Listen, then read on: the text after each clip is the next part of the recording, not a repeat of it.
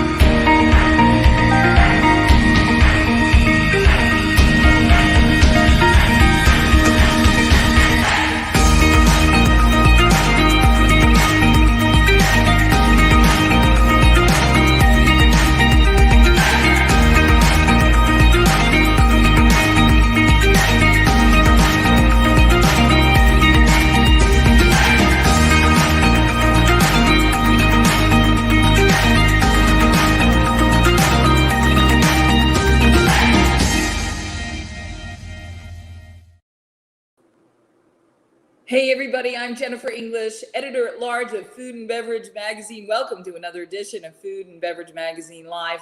I'm here at Copperpenny Distilling, where my friends are launching a beautiful endeavor to make delicious sips in new and ancient traditions. I don't know if you can see the stills behind me. I'll give you a glimpse later on. But there's never been a better time to be an entrepreneur in the world of food and hospitality, drink. And we're certainly going to talk about that. But it's also that wonderful juxtaposition with a generational legacy that we're going to talk about today. We're going to introduce you to somebody who's become really my daily drinker. I didn't think that was going to be possible, but I'm won over by the Don Francisco coffees that were sent to me to try. And personally, I am now the double roast. It's a beautiful, dark, rich morning brew. I make it in my French press. I loved watching the videos where they made French press. What's the best way to make coffee? What's the best way to keep coffee? What's the best way to serve coffee? What's the best way to enjoy coffee? Well, the best way to enjoy it is to find the one that you like the best. And at Food and Beverage Magazine, where our 14 million readers every month who are people in the food and beverage industry, we like to think we know a thing or two. And we like to know that our friends in the business are always the ones to teach us the things to enhance our experience even more. And that's the case today. Lisette Gaviña is here today to talk about her family's multi-generational legacy of making and selecting and roasting coffee. We have some pictures of her forebears, and I have to say, I love the idea that making great coffee is not only their mission and their passion, but it's also the thing that has enabled us to experience a taste of their family as well. You know, I believe that when you pour yourself into the things that you make and you have the intention of love and care, that everything you make tastes better. That's how you can get to irresistible. And I have to say, I have an irresistible cup of coffee in front of me with which to toast our guest. Lisette, welcome. Thank you so much for sending us this delicious coffee and literally changing every day for me, because I now literally make my coffee. I have the open pack over here. I'm going to show you what I make. The double French is now my beautiful addiction. For that, I have to raise my cup to you and say thank you. Oh my gosh, Jennifer, thank you. That was such a beautiful introduction. I appreciate it. And for you to say that you're such a fan of our coffee is really the best compliment you can give me. So thank you. There's something really distinctive about your house style. It's purely delicious coffee when you brew it the right way. And I have to say, there's been no disappointments in tasting through the line. Everything is just clean. It makes a really bright, rich, flavorful cup. It's just great coffee. There is now a spectrum of coffee. People have gotten into roasting in all different styles. And I appreciate it's all out there, but we almost have to go back to what coffee is and what it should taste like. And I thought maybe we could start there today. What is coffee and what should it taste like? And when do we get so far away? I mean, we can get there, but what should coffee taste like? Because if you ask me, I'd say this is what coffee should taste like. Thank you. Well, I think a lot of us forget, or maybe we don't even realize, that coffee is a natural beverage. You know, coffee is the seed of a cherry that grows on a bush, and that cherry has to be harvested by hand. And then that cherry goes through a process to remove the skin. And then that coffee is roasted and packed and then delivered to the consumer. But, you know, coffee is one ingredient. I mean, and when you actually brew it, it's just the coffee and the water. So maybe it's two ingredients in the end. But you really have to start with a high quality coffee to make a really great cup of coffee. You can't take a bad coffee and make it good. You have to start with, you know, the finest 100% Arabica coffees, which are the coffees that we use across our brands. And they're the most aromatic, the most flavorful coffees in the world. And most of these coffees that we purchase come from Latin America, which are, you know, the most famous coffee producing countries and the best tasting. And we buy the highest qualities from those regions as well. So go ahead. Sorry to interrupt you. I've got 4 bags in front of me. And the first question I'm going to ask is it the same bean in every one of these bags, with the difference being how you roast it? No, actually, each coffee is its own blend. If it's a single origin, it's 100% from that country. So all the coffees that you have in front of you are different blends. And it's very similar to, you know, winemaking, I would say, you know, where you're trying to achieve a certain taste profile. And so you select the components, the different coffees from different origins to make the blend. And then you may experiment with different levels of roasting. Although you may have, let's say, a dark roast in mind, but what's the level of darkness? What's the degree of roast that's going to give that coffee the best flavor? You know, we tend to buy very naturally sweet coffees because that's what we like. And so I think that's why you'll find our dark roasts particularly aren't as charred or as bitter or, you know, pungent as some other dark roasts in the market. They still have that smokiness that you want in a dark roast, but they have a very nice, you know, lingering aftertaste and that you can appreciate. Can I describe it as we've traded those bitter notes for cocoa notes? Everything else would be very similar, that there is a smokiness to it. There is a really lush, rich, deep flavor, but those cocoa notes are really a nutty, cocoa-ish, chocolate-ish. I see that as sort of wafting and weaving its way through each of the ones that we've tried. Is that an appropriate way to describe that? Yes, I think that you're spot on. I mean, we say dark chocolate or, you know, chocolatey, but cocoa, I think it's the same thing, because it's not the sweet chocolate, but a little bit of the bitterness of it, but the roundness, you know, that you get of a nice cocoa or chocolate. When you say that, you know, some of these blends will identify on the bag as a medium dark roast or a dark roast, what does that mean, light, medium, and dark roast? Well, there actually is a spectrum. There's a machine called an Agtron where you can determine the actual level of roast. There's a scale, between, the scale goes from 60, let's say 75 on the high to, 20 on the low. 20 is the darkest and 75 would be the lightest. And so you can measure, and everything in between, right? So I think that, so that definitely helps you determine what is medium dark, what is dark. There is a standard in the industry. However, there has been, over the years, the weight of that scale has shifted. So as when dark roast coffees were really became popular, you definitely got to see a lot of like the dark end of coffees. And now you've seen the pendulum swing with some other roasters where it's all about light roasts, and you're seeing 70 Agtron, 75 Agtron coffees, which are almost what we would consider to be under roasted, because it's like anything else, it's like when you think of like an onion, right? There are different degrees that you can cook that onion. You can enjoy it raw, you can enjoy it, charred. Yeah. Talk to me about how the relationship between how dark in its roast the flavor is, and is there any truth to the idea that darker roasts have more caffeine and that lighter roasts have less caffeine? Is there any relationship between how dark and rich a coffee is and the caffeine that it carries? So the degree of roast of the coffee, the darker you roast a coffee, the more bitterness you're creating in that coffee. Coffee's naturally bitter, and some coffees, depending on where they're grown and where they're from, they have even more bitterness. So actually roasting them darker extracts more bitterness. But the level of caffeine in the coffee is native to that plant.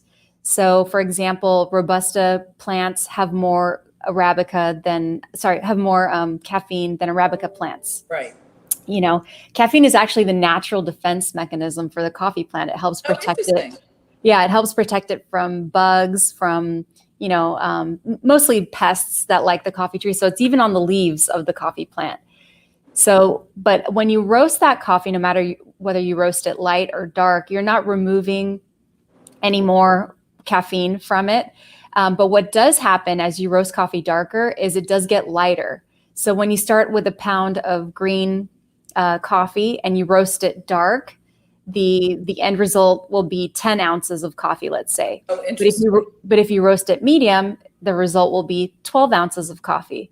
So the weight, even though the volume, there's a weight volume difference that you see. So if you're talking about by volume, no, the coffee shouldn't have more caffeine. But if you're talking about weight, darker roast does have more caffeine. I am such a coffee nerd. I love all this talk. I know you probably don't get to talk about this all the time, because people just want to know what's the most delicious thing you make, what's the most irresistible coffee I can enjoy. But I love all this. I've actually been studying coffee for years. Wow. When I used to have my spice company, we had a custom roast done for us. We even did studies of what's the best way to store coffee so that you can get the maximum amount of flavor. Was it in a whole bean or a ground?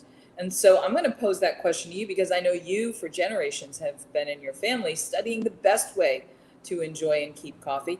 What is the best way to keep coffee? So the best way like this, for instance. Yeah, the best way to keep your coffee fresh is, once that bag has been opened, you want to make sure that you store it in an airtight container first, because oxygen is the enemy of coffee. So once that bag is open, the coffee is oxidizing, it's getting stale. And so what we want to try to do is minimize any exposure to oxygen so that the coffee stays fresh. So you want to first put it in an airtight container.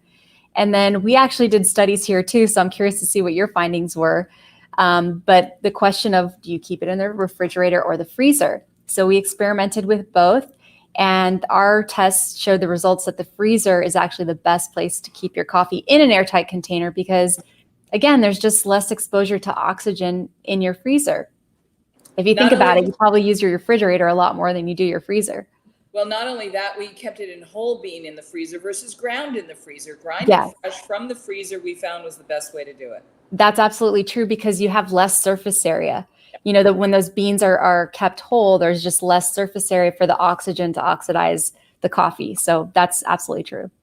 As you Good can job. see, I've got two different size glasses in front of me. These are from my cocktail collection I of love those. vintage barware. I thought it would be fitting to come to Copper Penny Distilling to share this with you.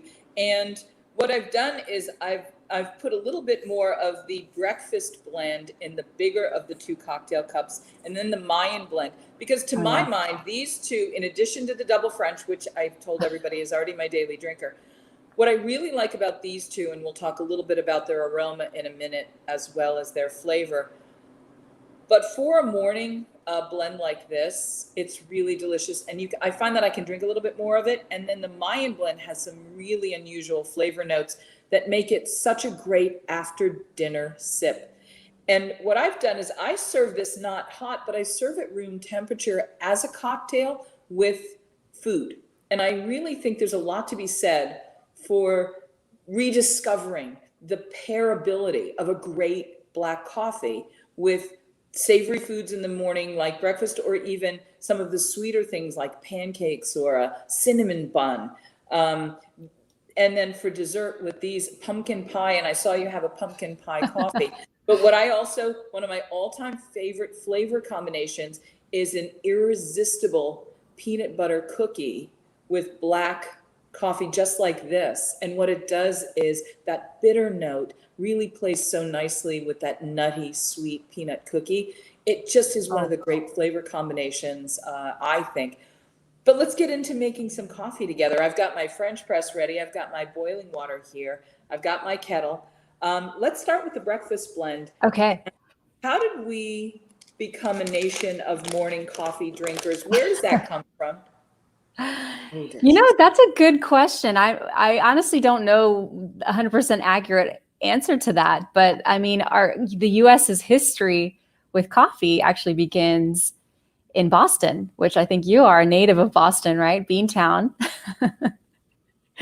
So it all, thanks to the British and those taxes on tea, coffee became the beverage of choice of the United States after the Boston Tea Party. So, and I would imagine that it became a morning brew because it's one of those beverages that just helps you get going in the morning. It's warm, it's comforting, gives you the energy that you need. So that's my guess. What do you think?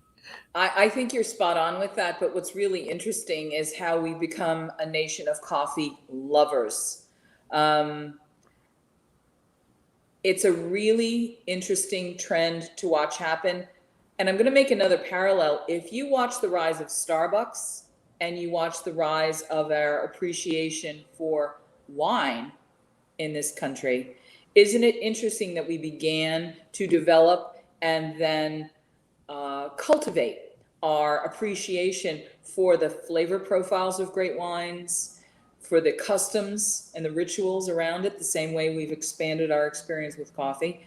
I think there's a really interesting track that parallels between wine and coffee, and that it makes perfect sense that if we're enjoying different wines that have bitter notes and astringent notes and fruity and floral and tobacco and chocolate and coffee notes and leather notes, that if we began really loving those things, I guess we always did, doesn't it make sense that we'd look for those things elsewhere? And when we discovered that we could have those kinds of satisfactions in something as available to us as a great coffee, to me, that explains a lot.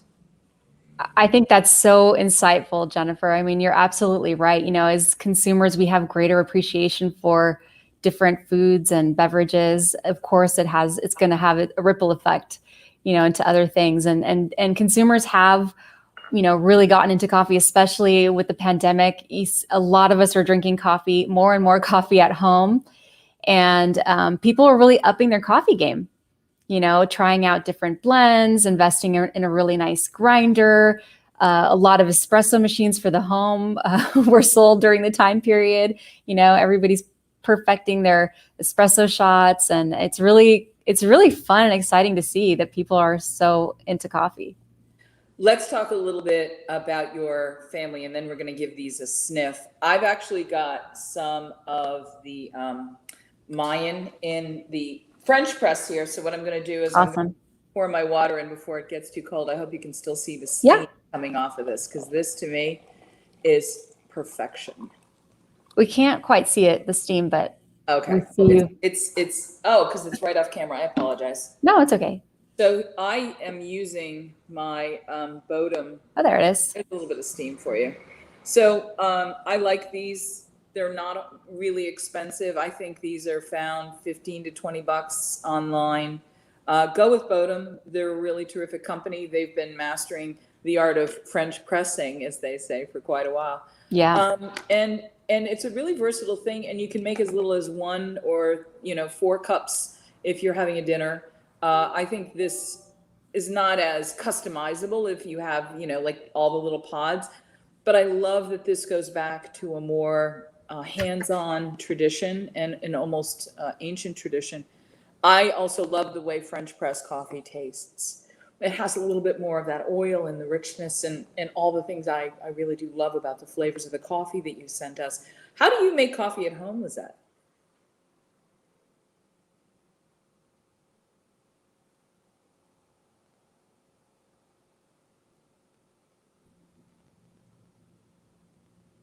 Can you hear me?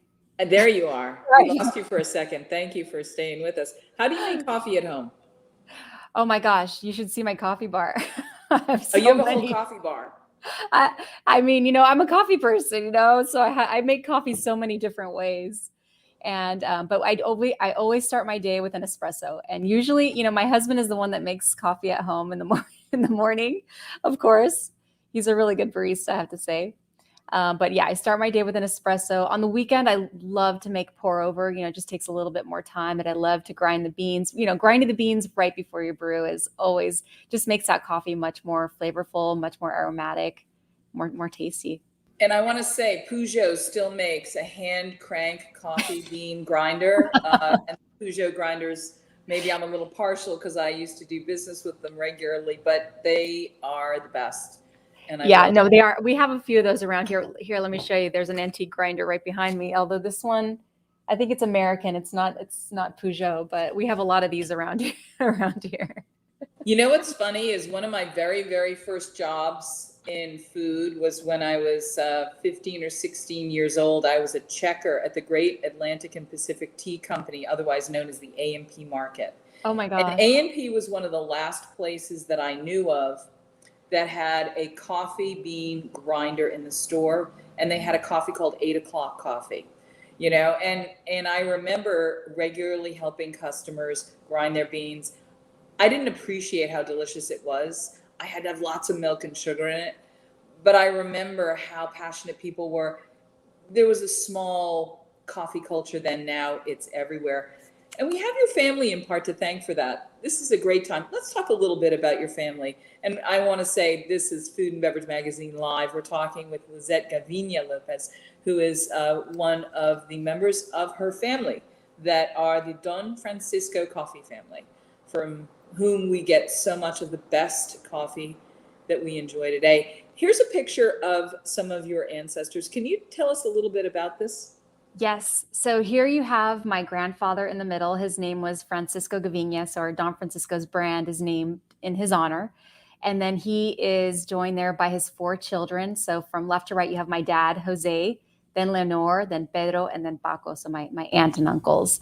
And together, they're the ones that, of course, with my grandmother's support, started this business, our family business in 1967 in Los Angeles. We've been roasting coffee in LA for over 50 years. However, my family has been in the coffee business for over 150 years. Wow. For 4 generations. We have dedicated our lives to coffee. We first started as coffee growers in Cuba with my great-grandfather. And my grandfather was born on our family's coffee farm. And that's where he learned to not only cultivate coffee, but also roast coffee. And our family was in the coffee business almost 100 years in Cuba before the revolution. Oh, wow. And after the revolution, my family fled Cuba through Spain and then eventually settled in Los Angeles. And that's where we started our lives over. And, we didn't know anything about the American coffee market when we got here. For us, coffee is espresso. That's what we drink. Is that what a Cuban cafecito is? Yes, a Cuban coffee is an espresso with a lot of sugar. And then a cortadito is you just put a little bit of steamed milk on top. And that's the coffee. That's coffee for us as we know it. So in the 60s, when my family arrived to LA, it was light roast, a watery type of American style coffee that didn't make sense for us. So we were seeking products that we wanted to make for ourselves, having been in the coffee business ourselves. And it was really my grandfather's dream to get back into the coffee business.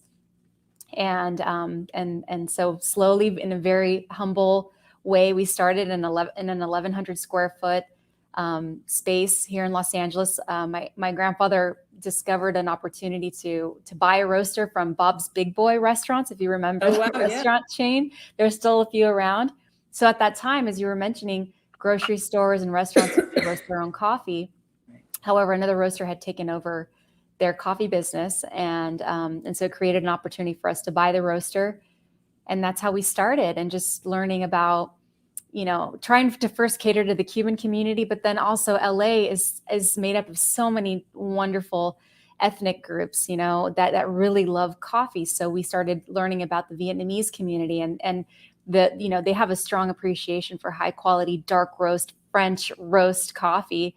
And so we started catering to that community, and also the Middle East community in Los Angeles. They have a very specific blend that they like, and different roasts, and, blending after roasting. And so we started catering to them as well. And then, the gourmet coffee revolution took place in the 1980s. And that really created an opportunity for us to enter the American coffee market and launch single origin coffees, blends, flavored coffees under our Don Francisco's brand, which is now today our flagship brand, named after my grandfather in his honor.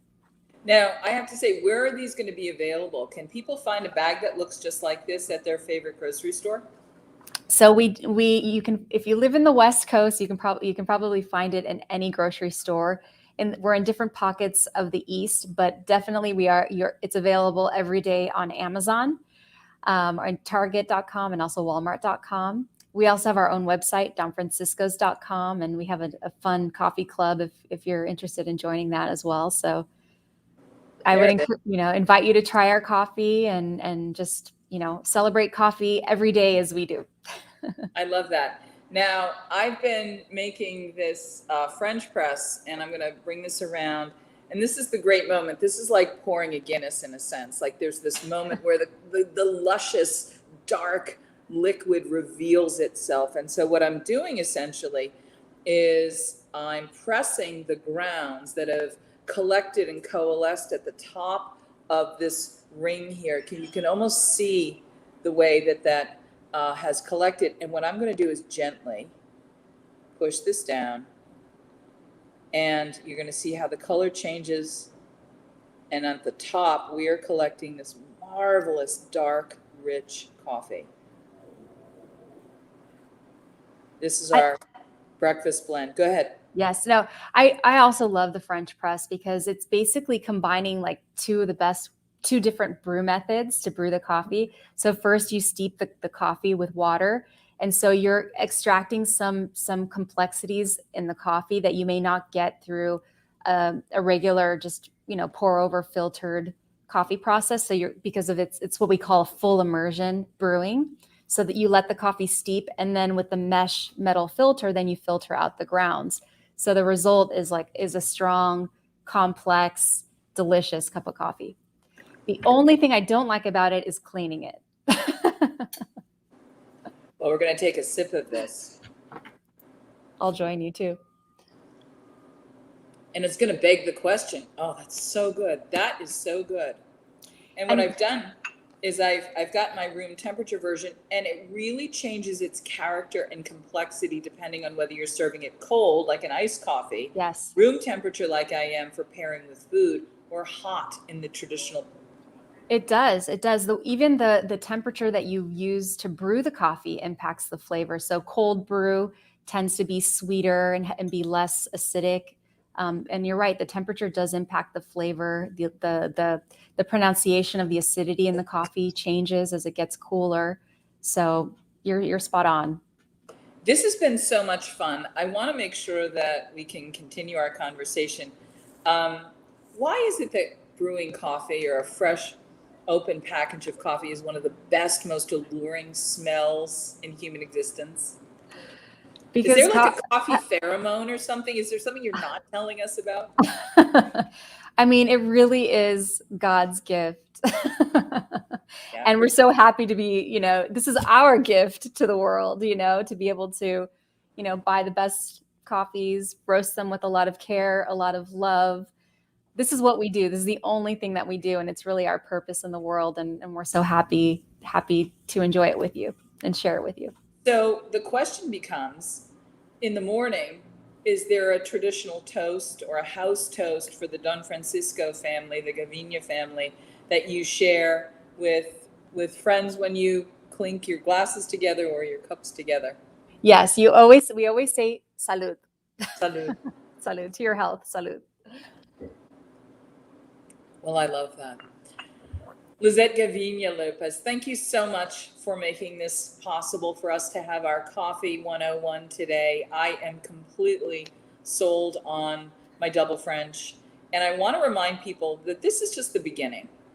Think about how you can take your favorite coffees and pair them with foods and different flavors. We didn't have enough time to start getting into it, but honestly, I could have done 4 hours today as a masterclass about how I pair different kinds of coffee and how you can make cocktails with this, because the bitter note in this really plays nicely and substitutes for alcohol. So if you wanted to create a non or low alcohol by volume cocktail or beverage, you can substitute that rich, really astringent-y, bitter, ripe, bold flavor in a lot of preparations. It wears things like tonic more beautifully than you think. It pairs with fruit in ways that you can't possibly imagine until you start tasting it. So I love that you've given us permission to start exploring, and I hope everybody begins with a package of the Don Francisco. Thank you for this. Thank you so much, Jennifer. It's a pleasure to be with you and share our story. Thank you. Well, this is great fun. Thank you so much. Will you come back and visit again? Anytime. We can do the 4-hour session anytime you like. Like, I can go on and on about coffee. I know that sounds intimidating, but I do want to invite you to come and be on our Food and Beverage Magazine Clubhouse Club. I don't know if you're on Clubhouse, but Food and Beverage Magazine has one of the biggest food clubs on Clubhouse. And wonderful. It's a social media platform that's spoken word. It's just like having TED Talks and talk shows and coffee clatches all at the same time. And we'd love to have you come and join us on one of those as well. Count me in. Cheers. Salud. Cheers. The legacy stretches back more than 140 years at this point. There's so many people whose livelihood depend on coffee, and it's a labor of love. For 4 generations, the family has stayed true to its roots in coffee. The future has to look back at the past. We always have to stay true to who we are. My life in Cuba was very nice. Our family started this business in a very humble way. Actually, our grandfather planting coffee in the fields. We had to leave Cuba in 1960 for political reasons. So we did. We ended up in Los Angeles. We have family here. And finally, in 1967, we purchased a small roaster and a grinder and started selling coffee for the Cuban community. And guess what? America is a lot bigger than Cuban coffee by far. And that's what we've been doing since then. We go out of our way to make sure that our customers, they get the best quality that is obtainable, and that's how we were able to grow the business. Our employees are as much part of our family as we are. We have grown old together, and we have had families together.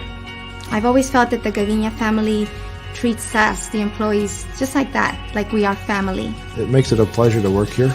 This business has been based on a culture of tradition and family values. That's something that's very dear to my heart.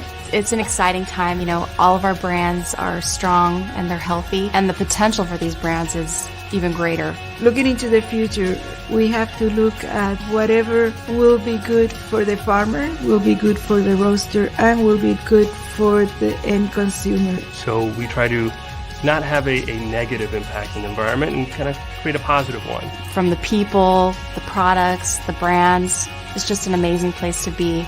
We went through Cuba Independence War, we went through the revolution in Cuba, and we are 50 years later still in business. So I think we're going to be easy the next 50. And when you put it all together, you know, that's what great coffee looks like.